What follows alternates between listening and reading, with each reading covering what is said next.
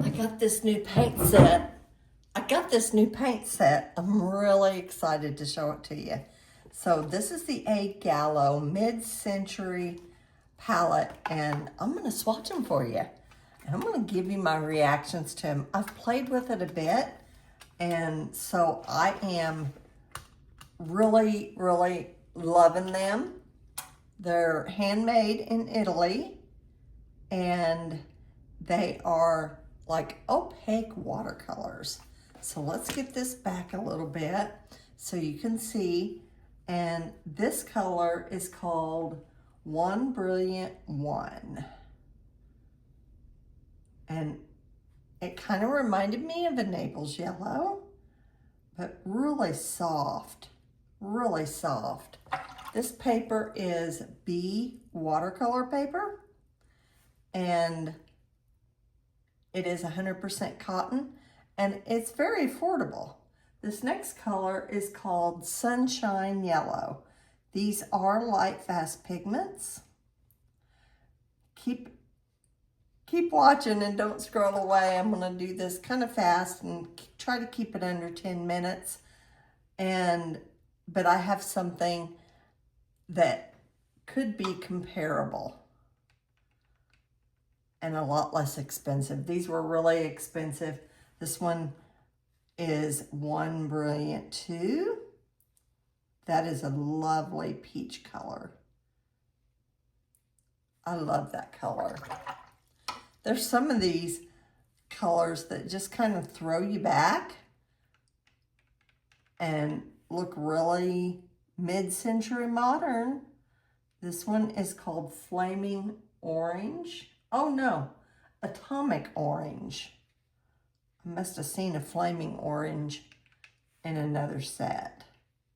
It's beautiful. These really aren't mixing colors. You could mix them, but they're really not mixing colors. They're more take it, put it down, leave it where it is. They do flow. This is called Coral Red. Really beautiful. I am really into coral colors. Corals and turquoises. Very Florida. Very Florida colors.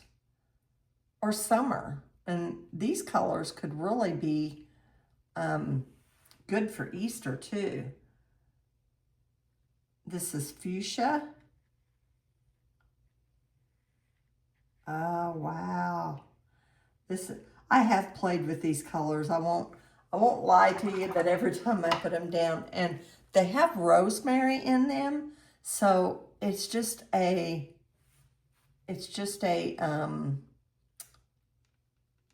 excitement for all the senses, the eyes, the nose. So this one is called Rosewood. I think it's just Rosewood. Yes, Rosewood. There's Italian names on the swatch card, which I have filled the swatch card. I'll show you that they send with you in the paints. This is it's covered with this and this to keep the pen. And it says handmade in Italy. And it's got honey in them as well. Now, almost every one of these pigments have white in them because they're opaque watercolors. Ooh, this one's pretty. Oh gosh, can you see that in a living room, in a rug? Oh, I love that. This next one is, oh, that one was Antique Rose. This one, next one is Rosa. Just a really blush pink. I was going to try to get all of them on this page, but I may have to get another page. That's okay. This next one is called Sand, and I think it's pretty much that color, the color of sand, maybe with a little warmer undertones. And depending on where you go to the beach. The next one is called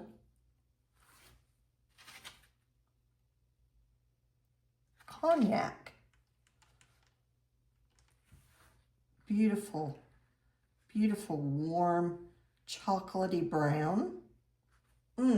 Beautiful. And the next one is called Leather Brown. Leather Brown. Leather Brown. I can get more of a color payoff. There we go. That reminds me of a horse saddle. I'm seeing a little bit of granulation in that, but typically these aren't granulating colors. This next one is called Avocado Green. And this reminds me of old-fashioned kitchen appliances. Or one of those shag rugs. This is like the color of shag rugs too, back in the day, these two. My bedroom had that color of carpet. It wasn't shag, but it was like that, you know, compressed shag. It was pretty.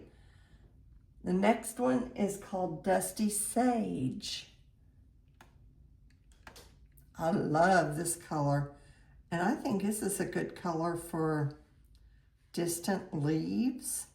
It doesn't have that warm tone in it yet. Pretty, pretty. I love that. And the next one is Eames, E-A-M-E-S green. I'm taking them right from the pan to the paper to give you the best color payoff. This, you know, as far as leaves go, these could be your main things in a landscape. What a pretty landscape. And here is turquoise. I think that would be pretty trees. And this would be a pretty sky. Or water. Yes, I love to see that as water in the, you know, panhandle of Florida or down in the Florida Keys. And here, this one is called Powder Blue. Let me get a new paper. Powder Blue. Sorry about those shadows here. Oh, I love this. Love this. I'm loving these blues that are coming out that are really, they're not purple. They're kind of smoky. I really love that. This next one is called MCM Blue. See what this looks like. Seeing a lot of these in paint colors, you know, like Benjamin Moore and Sherwin-Williams, and at Lowe's, if you go pick up paint swatches, that you're seeing a lot of those colors. And this next one is simply called Navy Blue. Beautiful. I would use all these. I would use all these on their own, I believe. You could bump them up against each other and have some really pretty runs. The next one is called Lavender. And you can kind of see the lighter color on the pans. That does indicate that they do have some titanium white. I think there's only one color that doesn't have titanium white, and that's this black. Oh, that lavender is so pretty. spring wildflowers. Seeing them right now. And the next one is Modern Mauve. Beautiful. Isn't that gorgeous? Oh my goodness. So, are you liking these paints? These are kind of muted, you know? So, because when added with certain pigments, that titanium white will mute that and make them opaque. Do you like opaque watercolors?